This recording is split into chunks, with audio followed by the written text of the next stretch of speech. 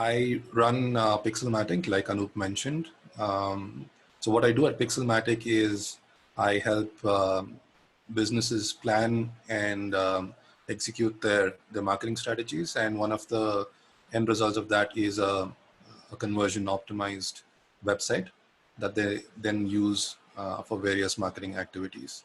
And today's webinar is focused around helping businesses go online and also using some of the free tools that are available specifically from Google. A lot of them are tools that you've probably used as an end user, but today we look at the same tools from the perspective of a business owner or a marketer, and how you can leverage these tools to find new customers online. How do we acquire customers with Google's free tools? So traditionally, if you have a business that is a brick and mortar store, or where you got most of your clients through word of mouth, through traditional marketing methods, you would have used flyers, maybe newspaper ads, maybe some radio ads if you had the budget, things of that nature. But over the last 10 years, businesses are going online, and there has been a shift towards digital. And of course, over the last 3 months, given everything that's going on all over the world, I think that has also accelerated this trend. And so a lot of businesses, of course, have been affected, some more than others. And also consumer behaviors have changed. Whether that's temporary or long term is up for debate. Only time will tell. But a lot of traditional businesses are now exploring online marketing channels, and of course Google is one of the most prominent options available. So today we'll focus on Google and what are the tools available in Google that you can use as a business owner. So I was looking at some data, especially in India, since the last 3 months, since March, from when the lockdown was announced. And some obvious signs and some interesting insights. The first one is the average time spent on the internet has gone up, given that all of us are cooped up at home. The average visits per user for certain industries have shot up. Games has seen one of the biggest increases, 49% increase in the number of or average visits per user. News and media sites, of course, I think people are looking for information given the rapidly changing environment. Health, of course, I think everybody is reevaluating health and looking up health related information, so that's gone up by 50%. Stock markets, of course, have been badly affected, so people are looking at investments, so that has gone up. And religion, of course, people need some sort of guidance, and so that's gone up significantly. And the last 3 industries which are obvious, I think travel, sports, retail have taken a hit, and so the average visits there have dropped significantly. So this is just the data from the last 3 months, and it'll be interesting to keep an eye on this going forward. And one of the tools that we will look at today, in fact, will also help you keep a track for your industry and for your business as well. And so we look at that in a little bit. So given all of this flux currently, businesses are now exploring what to do with their digital marketing and going online, and exploring all the different options that they probably wouldn't have considered until a few months ago. So while Google search is probably the most ubiquitous and commonly used tool and synonymous with Google. So when you say Google, search is the first thing that comes to mind. But there are a lot of other tools available, and Google has continued to build small tools that that businesses can use to check how their website is doing, how much traffic you're getting, and a whole bunch of other things. And there are also for example, Google search could be sort of reverse engineered to do a lot of things to find insights and information for your business. So we'll touch upon that briefly towards the end of this session.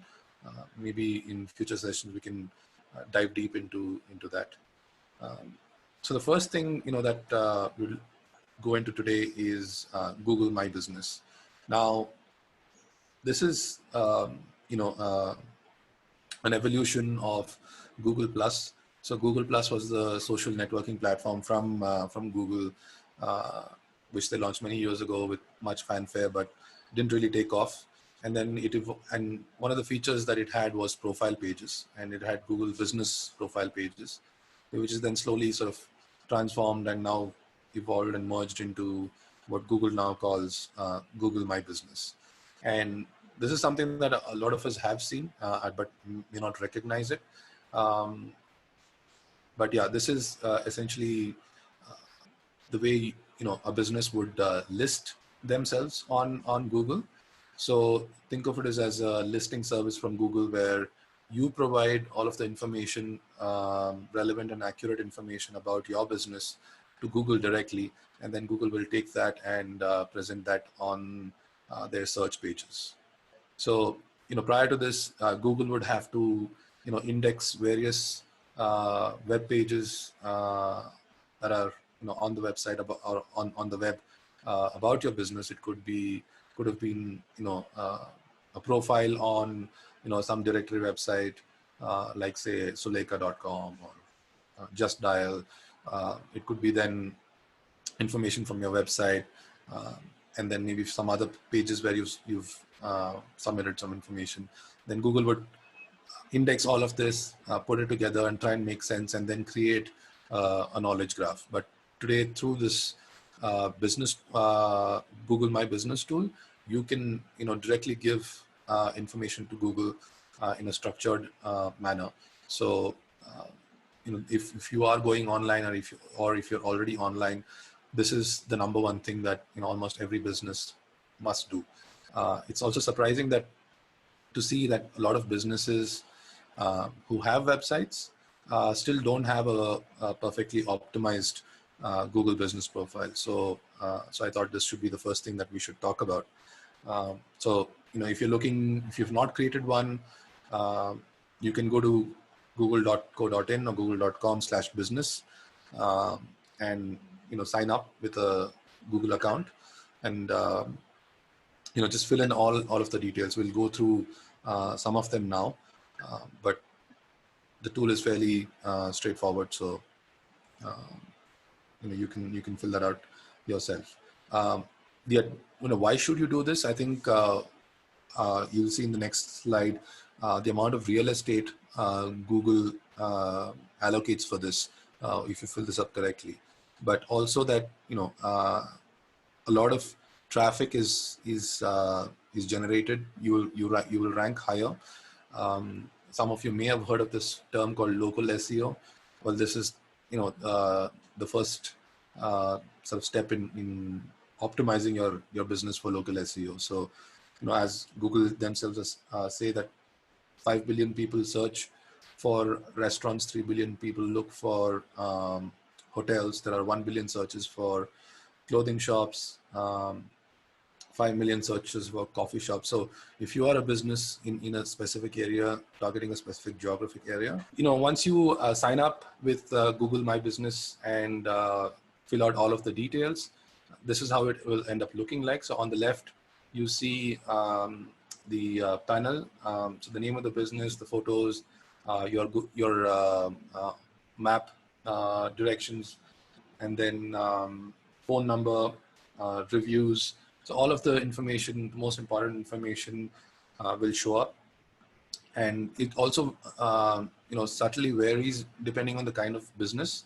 So if you look at the second picture right in the middle, you see that this is basically a Google search results page, but have a look at the amount of real estate space that Google is allocated, right? So their entire right side is for Cupcake Noggins, or any, it could be any business. The name of the business, the photos, map, reviews, address, phone number. It also aggregates reviews from different platforms. So it could be from, Zomato or Swiggy, a whole bunch of information. And all of this is essentially an opportunity for your business to attract visitors and then convert them into customers.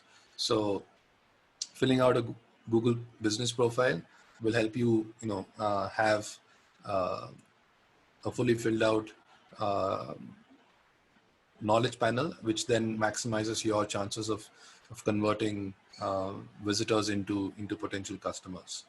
So the third image is in the backend. So once you log into Google My Business, you will see all of these different options. So the home panel will dashboard will give you a summary of all the different things, and it's fairly self-explanatory. You have posts. So Google, in fact, now has a feature called posts where you can make updates. So if you see the first image, Google has now have has a special section and a notice for COVID-19. So if your business is affected by COVID-19 in any way, you can put out a message saying that you are affected, you are shut. You can give them alternate ways of reaching you, or if you're still functioning, then you can put out a message, which we have done. So you can use posts to also share event-related information. You could also share discounts and offers that are going on. So that's a way to publish new information directly to Google search, and that's something that you should definitely make use of. And the third tab in the image on the extreme right is information. So that's basically where you would put all of the basic information with regards to your address, um, the name of the business. And once you set up your Google My Business, you will have an option for verifying the business. And this is something a lot of people skip or don't end up going through. But verifying your business essentially means you're telling Google that you are a legitimate business and you actually have, you're present at the place that you say you are. So what they do is, once you say verify business, they will send you a postcard with a code, which you can then log back into Google My Business and then fill in that code that's come via your post, and then that will essentially validate and verify that you are a legitimate business. So so definitely go ahead and do that if you've not done it so far. And if you see here on the left, a small blue tick mark, which basically shows that you are a verified business. So this is something that a lot of people end up missing, but please go ahead and do it. Maybe now it might take a little longer. I think given that even Google's My Business team is probably operating under a limited staff, so it might take longer to do it, but go ahead and do it nevertheless. This is something that all businesses must do. Insights is also a quick way to take a look at how many people looked at your business, and stats about different metrics. So how many people visited your site, how many people called you after finding you on search. So these are some stats that Google shares with you. It's not as detailed as Google Analytics. So if you've ever used Google Analytics, then that's very specific to your website. But this is insights that are more related to how you show up in Google search results. You can also manage your reviews. So now if you log into the backend, Google will also give you a link which you can then share with your customers. So you can, collect reviews. There's also messaging option. So customers can actually directly message a business through the search results page, and they don't reveal your number. Instead, it simply comes as a message to your phone if you have the app installed. So the Google has an app for iOS and Android for Google My Business. So make sure you have that installed, and if somebody messages you, then you can interact with them directly through that app. And then there are other options where you can add photos, you can list all your services, and also link your website so that Google knows that this is your official website. And it'll let you verify. I think you need to insert some code into the website, but it is fairly straightforward. This is a snapshot of how it looks on the home tab of Google My Business. So there are shortcuts to all the different things that you would want to do. So you can share your business profile, you can share a form to collect more reviews. If you are a store, then there is an option of getting a authorized vendor from Google come and shoot a virtual tour. They'll stitch up the 360 navigation inside your store and then upload that to Google. So you can do that too. And of course you can download the apps for Google My Business. So looking at the services, and this will vary based on the kind of business. So when you're setting up your business profile, you will see that there are a lot of options for industries and categories, and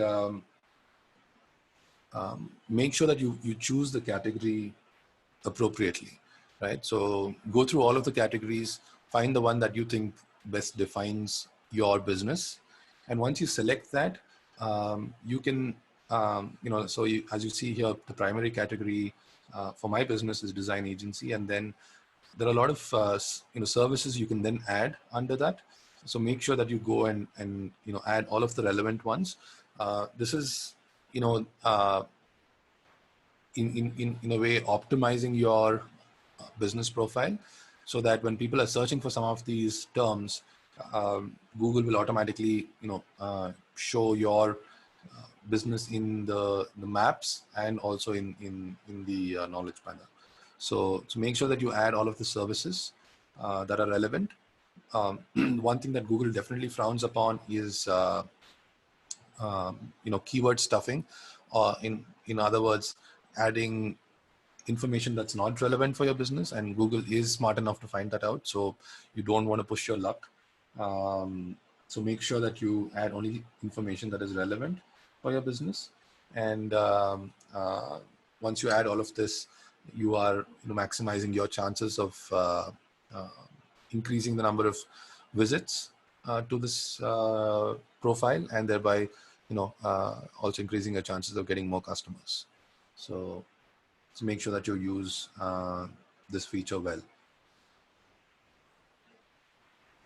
So an agency did a study by looking at about 45,000 different profiles, and so they found some interesting things.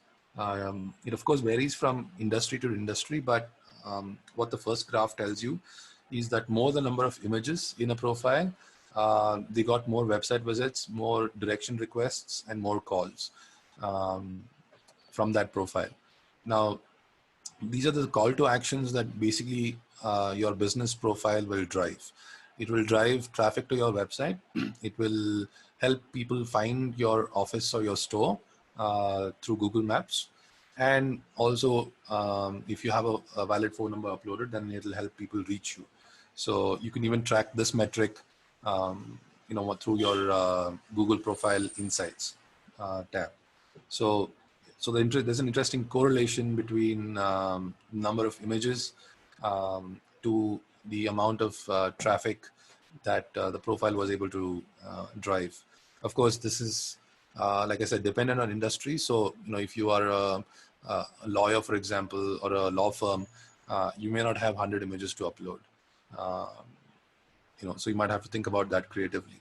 Whereas if you're a restaurant or a hotel, you'll most definitely have lots of images. In fact, you can also encourage your customers to take photos and upload that to the profile. So user generated content is also is a good signal to send to Google.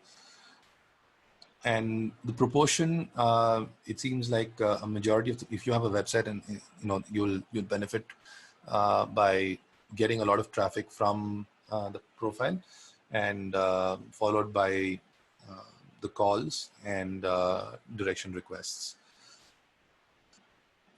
Also, the third graph shows you how people have found your listing. So 84% of the people discover you for the first time when they're searching.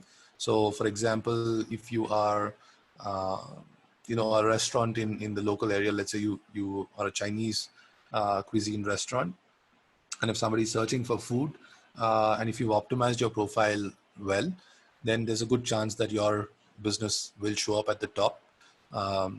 And if you're specifically searching for Chinese food, then the chances of you ranking at at the first position is even more. So what this tells you is that your business will get discovered a lot more if you have an accurate and fully optimized business profile. So some things to keep in mind when you are optimizing your profile.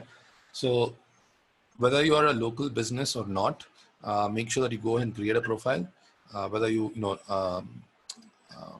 have an office where you're actually delivering the service at that physical location, or you are a software company where you're just doing business online, it still wouldn't hurt to have a profile with a specific location. So make sure that you go and create a profile if you don't have one. Now, when you're creating a profile, it is useful if you are picking a niche keyword. So let's say, for example, you are a consultant, right? You're a marketing consultant. You can set up your profile as a marketing consultant, or if, let's say, for example, you operate out of let's say HSR layout in Bangalore, like a specific locality. You could show up in the number one position if there is less competition for a specific keyword. So what you would do is go to Google and look up consultants in that specific area, right? And see and try different combinations: marketing consultant, digital marketing consultant, growth hacking consultant, and see which ones show up a lot of results and which ones don't. And the ones that don't is probably an opportunity for you to optimize your profile. So let's say you set up your business profile as a growth hack consultant. So and then you do all of the good things, which is get reviews from customers, respond to all the reviews, and you build your profile, and you will rank one, and it'll be also difficult to dislodge you from the number one position. So so identifying a niche keyword to then optimize your profile around is definitely worth looking at. When it comes to reviews, make sure that you don't leave negative reviews unattended.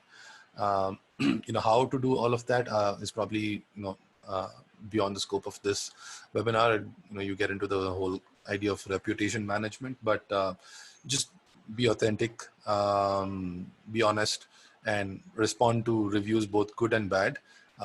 That gives a signal to Google and to your other customers that you don't shy away from responding to negative comments. So make sure that you firstly have a plan to get reviews every single time that you work with a customer, and also make sure that you respond to negative ones. So we spoke about this briefly, but posts is an option in Google Profile. So make sure that you share the latest business updates, offers, and events that you are participating in, and make sure that you use this avenue to share that same information.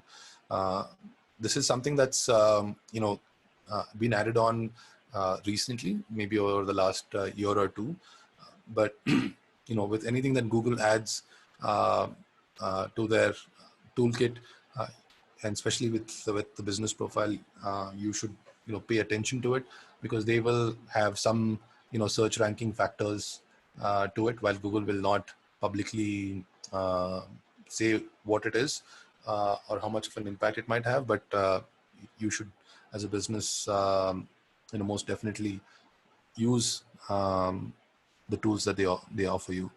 Of course, accurate and complete information is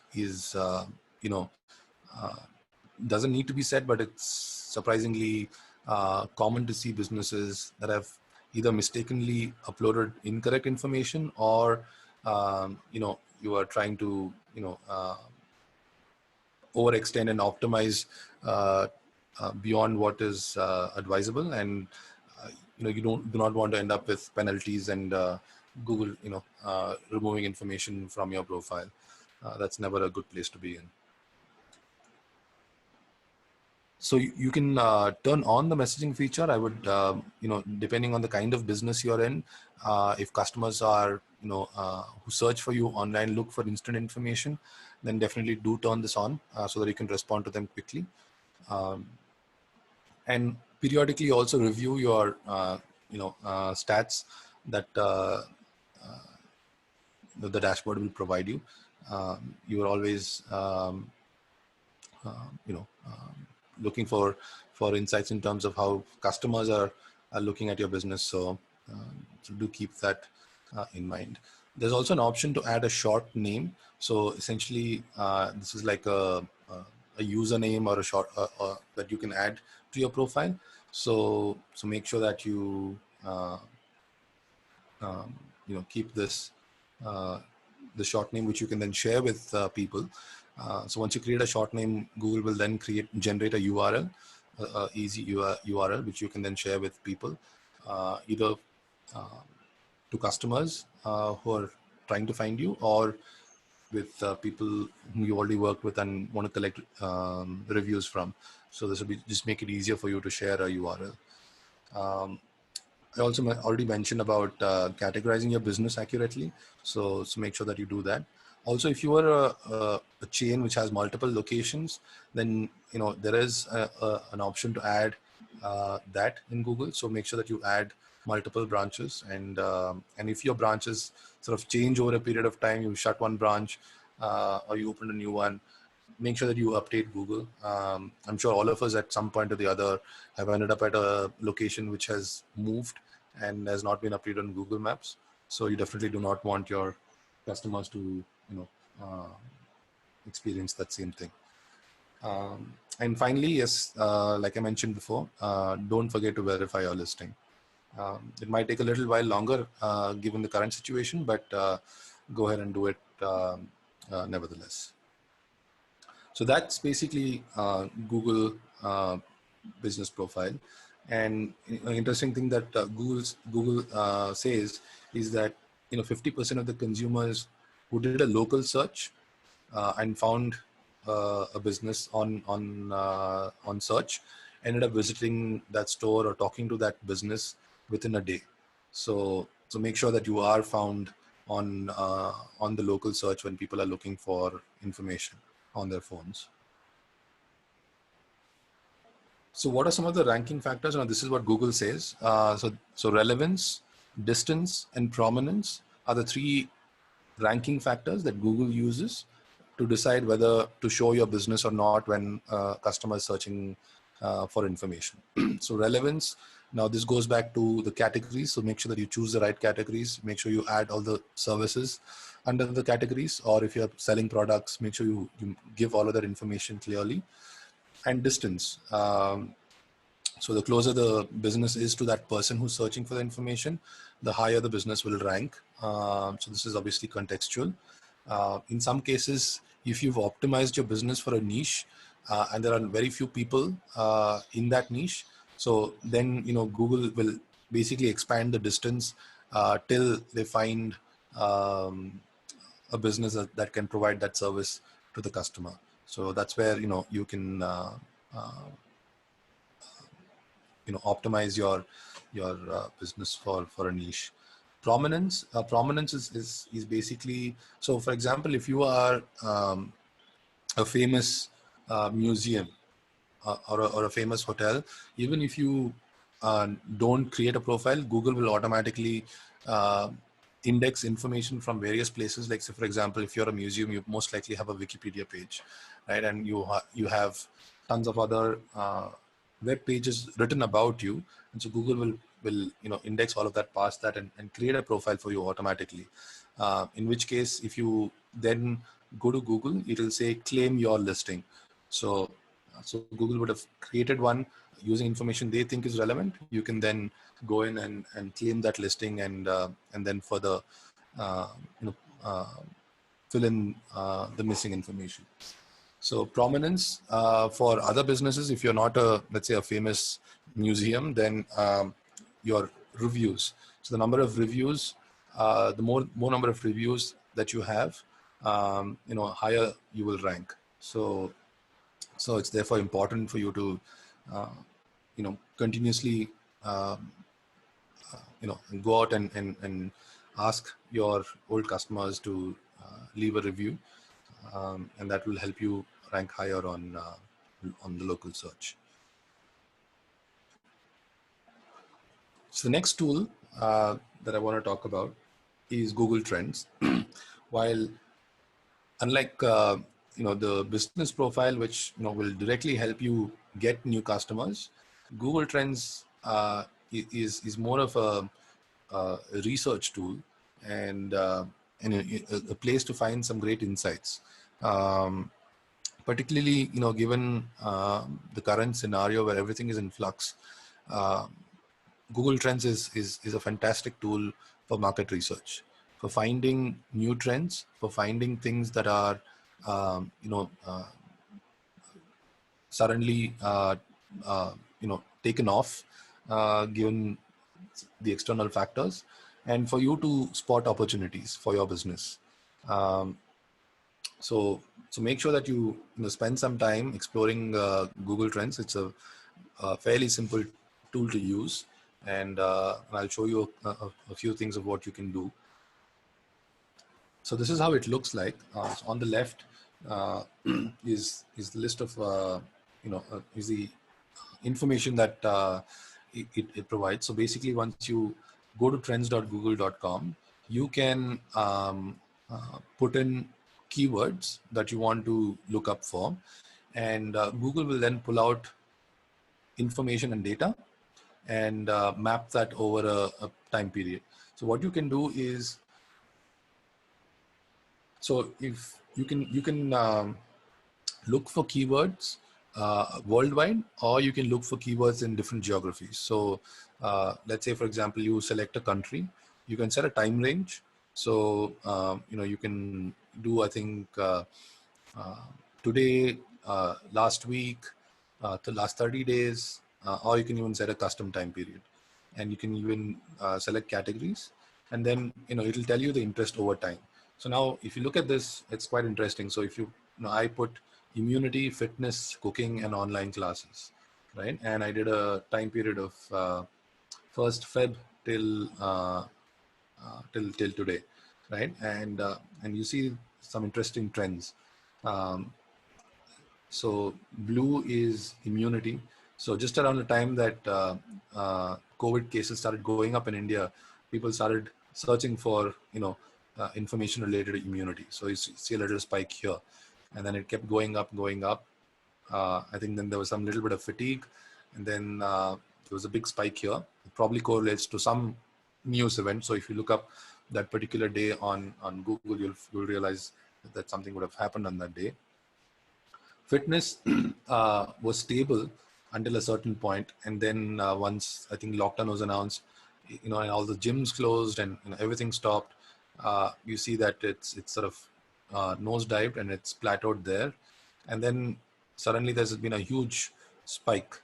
So it's interesting to see what has happened here. And then again, it's plateaued a little, but it's definitely higher than the lows of March, April. And the other thing is cooking, right? So again, if people are stuck at home looking for recipes, so again, around the same time that the lockdown was announced, people searching for cooking has gone up consistently. And then online classes. Now, this is an industry that might see some permanent change. It was quite low, and then you see a gradual increase, and it's continuing to go up. So online classes definitely seem to have benefited. So if you are a training company, or if you have online courses, then you would have definitely seen this impact in your business.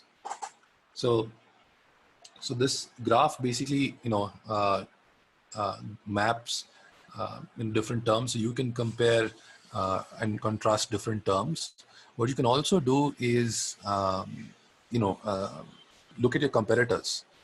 So if you have big name competitors, you can put all of them here and see how each of them are doing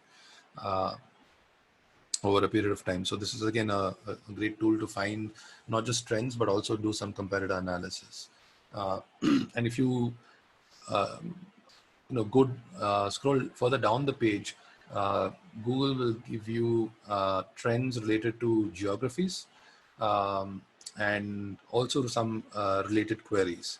So for example, fitness. So while fitness information is mapped on the graph here, it also gives you related queries. So people are looking for parenting, fitness freak, some terms here that show up, which are all breakout terms. So keep an eye out for this term called breakout. These are trending terms that have shot up significantly in the time period. And so if you are looking for opportunities, then this is an area that is worth looking for. So keep an eye out for terms that are tagged as breakout. And yeah, so so you can do comparative analysis, like I said. Put three big phone brands here, and you notice over a period of time how each of them have done.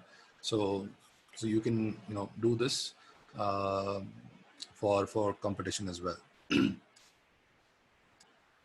So what are the things to look out for in Google Trends?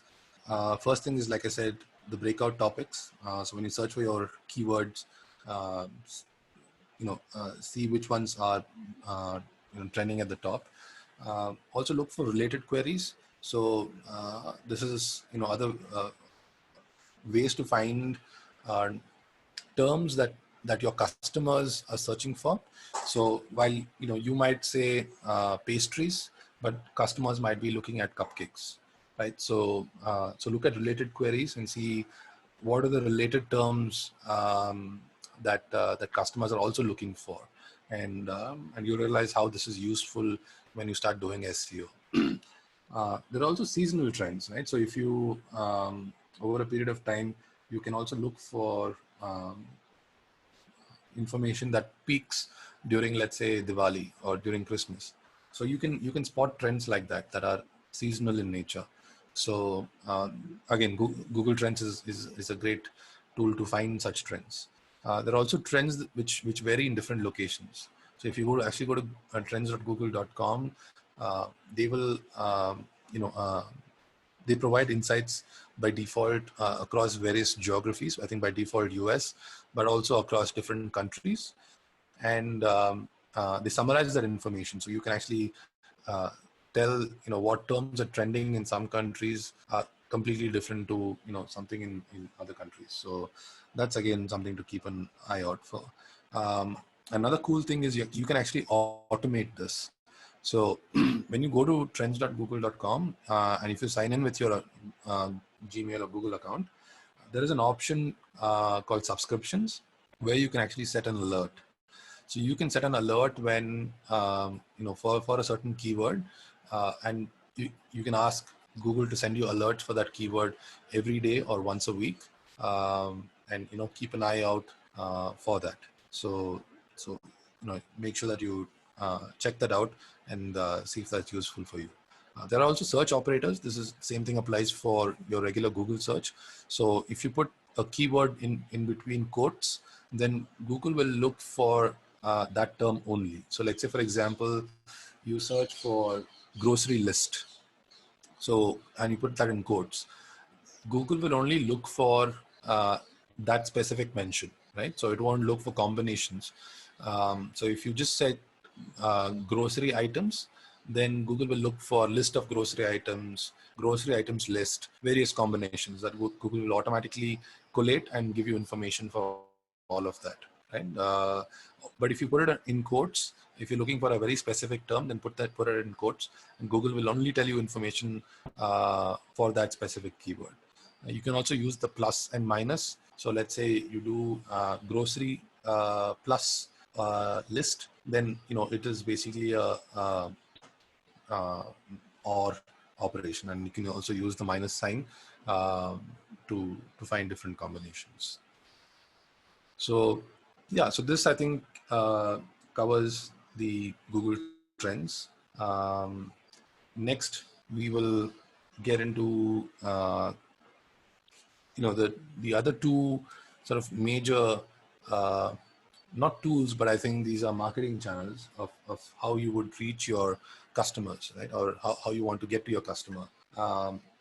The first is Google search, and to do Google search and to show up in Google search, of course, we've already talked about creating a business profile.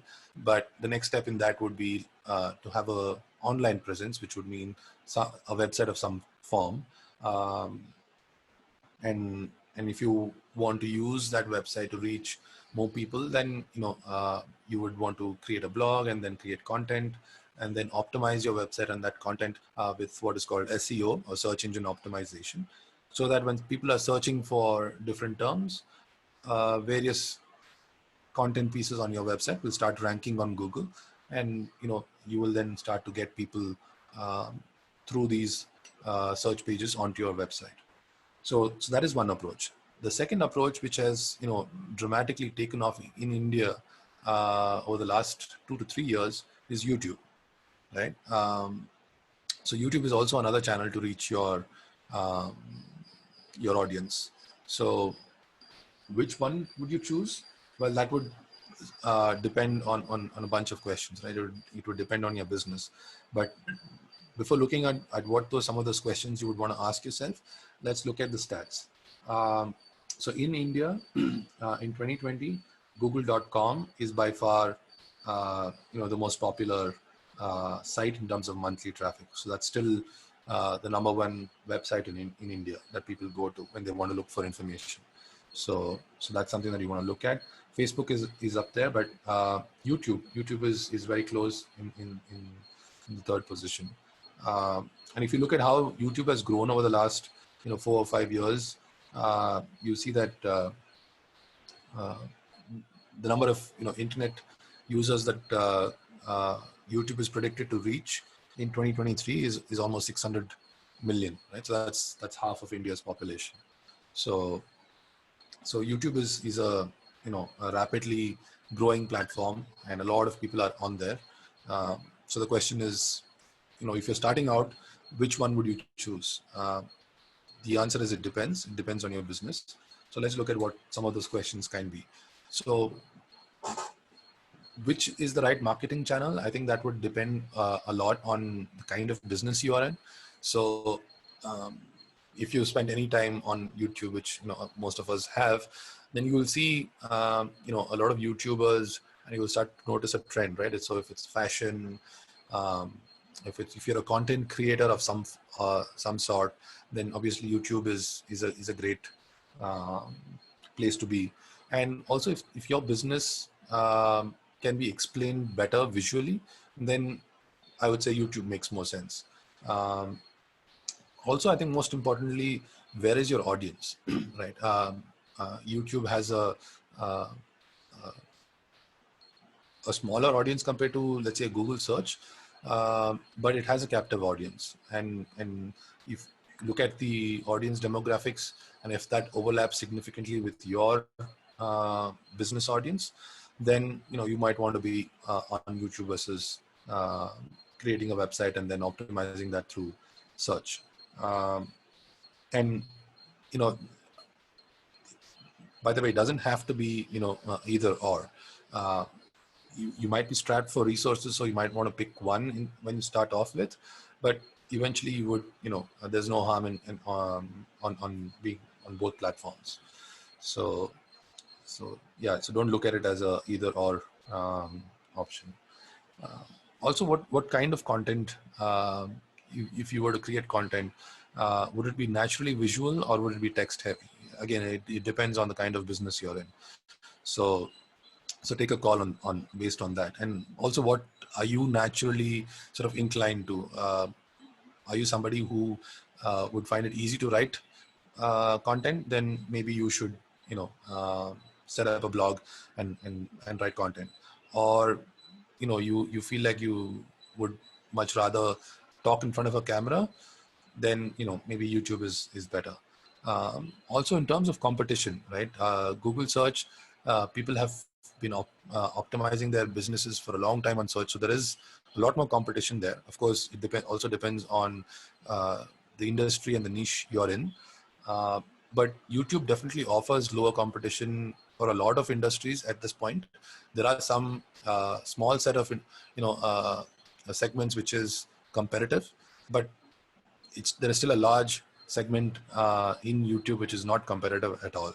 And plenty of case studies show that it's easier to rank number one on YouTube for a video versus the same thing on Google search. It also takes longer to rank at the top on Google search versus YouTube.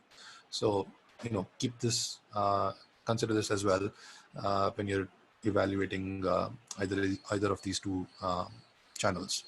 And of course, I think also in terms of creating a website, so there are plenty of options of creating websites. You can either hire somebody or use tools to create websites, and with video. So what are you more comfortable with? Can you spend some time setting up a website, or the tech is just far too challenging and overwhelming to you? Or you just much rather set up a phone on a stand and record a video and upload that on YouTube? So I guess it just depends on what you're most comfortable with, and then you pick a channel based on that. So while I won't go into how you should set up a YouTube channel. I'm neither an expert nor is this webinar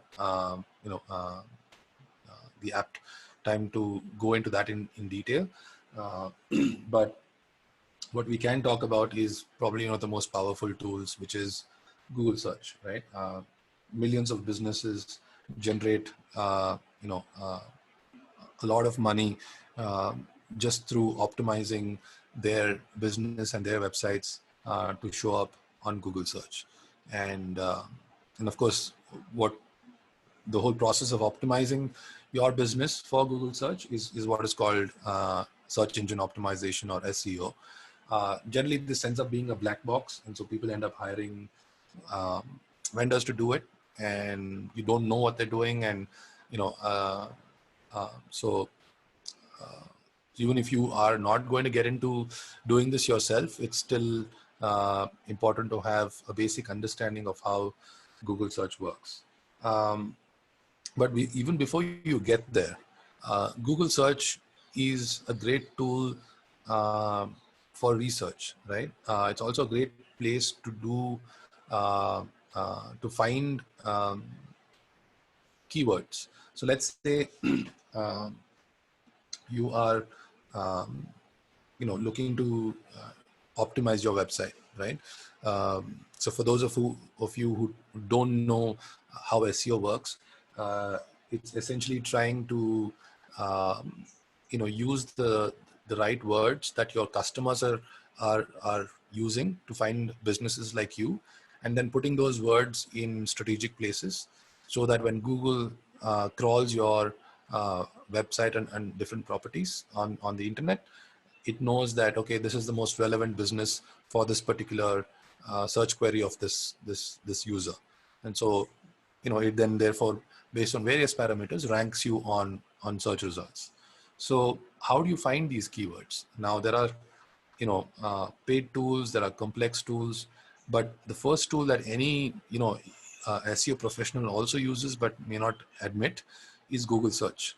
And all of you have seen this, right? When you start typing something out on Google, Google gives you suggestions. Now, if you were to simply think of it from the other way around, right, from a different perspective, these are keywords. Let's say, for example, you want to create a blog, right, about how to grow a business. You search for that keyword, and Google immediately gives you a bunch of suggestions. What is Google telling you indirectly? That these are the terms that other people are also searching for, which means that if you want to optimize for this keyword or phrase, how to grow my business, you should also look at these other options, which are how to grow my business online, how to grow business tips, how to grow your small business with marketing. So, just with one single search, you have 10 different options that you can write 10 different blog posts for. So this is the first thing that you should be using in your efforts to optimize your website. Use the auto suggest feature to find different keywords. So let's look at the anatomy of the Google search page. I've put a link at the bottom right. We have a post about this, which goes into a little bit more detail. So you can take a look at that later. But the anatomy of a page would generally look like this, right? You search for something, Google will give you some local results of businesses that match that keyword. And this is what we spoke about in the business profiles. If you filled out a business profile, there are chances that you will show up here. And also, if that keyword has been in news stories of late, then you will see that on the right here, Google News articles. And then there are ads which Google shows, and then there are featured snippets, right? So if you, so this is a slightly an advanced SEO tactic, so I'll not go into that in detail today. But if you have content which is which meets a certain set of criteria, then chances are that you will show up here at the top, and that's called a featured snippet. And I'm sure all of you have seen that at some point or the other. And then you have, as you scroll down, you also have a feature called People Also Ask. So this is while you had this auto suggestions, which shows up in the Google search bar. So as you type something, Google is suggesting other search suggestions. There's also something, if you scroll down the page, section called People Also Ask, and this is again related to the search query.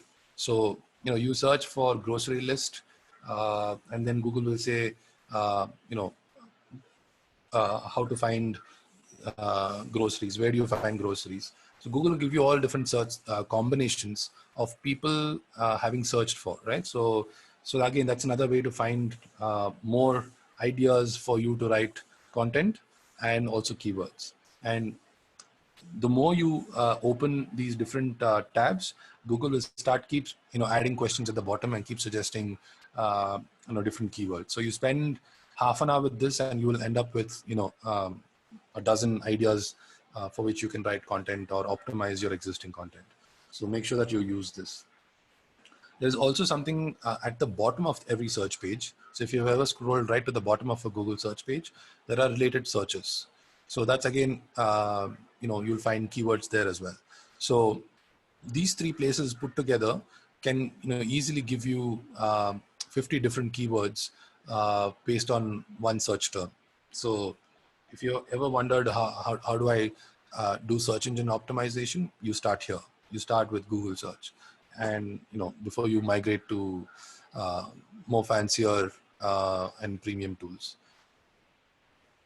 Again, the same search operators can be used here. So experiment with that. You can also set alerts.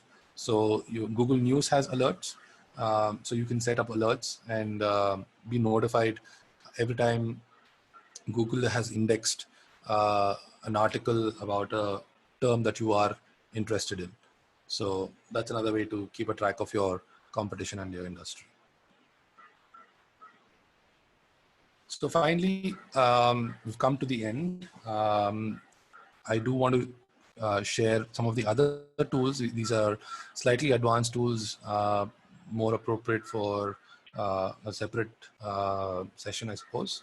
But some things to explore if you have time. Google Search Console. So if you already have a website, make sure that you set up Google Search Console and integrate that with your website. That will share or that will give you insights in terms of how people are finding your website, what queries they're using to come to your website. It also tells you what is wrong with your website, or think of it this way. So by the way, Google Search Console used to be called Google Webmasters. So it's now been renamed to Search Console. This is essentially a window into how Google views your website, right? So think of it this way. So you are essentially seeing your own website through the eyes of Google, through Search Console. So if there are errors, if there are broken links, all of those things affect your ranking negatively. So Search Console is a free tool and the most the best place to find such information. So set up Search Console and track your website, and you will see if there are issues on your website. Analytics is again self-explanatory, so I won't go into that. Google Ads, you can sign up for a free account and locate this little tool called Keyword Planner. Now this is used for creating Google ad campaigns, but you can still use this keyword planner to find more keywords. So what you did on Google search that we just spoke about, you can do that with here as well. And in addition to giving you more keyword ideas, it will also tell you some interesting information about which keyword has competition and which ones don't, and how much traffic the keywords are getting. So you can then decide whether a keyword that you should use has competition or doesn't have competition, and pick keywords accordingly. Google AMP or Accelerated Mobile Pages is a tool for websites to essentially create a mobile-friendly, performance-optimized version of the website, which can load instantly on mobile phones which are on, let's say, 3G or a bad 4G connection. So for this, of course, you will definitely need a technical person to help you out. But if you have a WordPress website, and if you have followed all the best practices, then there are official plugins that you can use to create a AMP version of your website, and that will help you show up. All right. So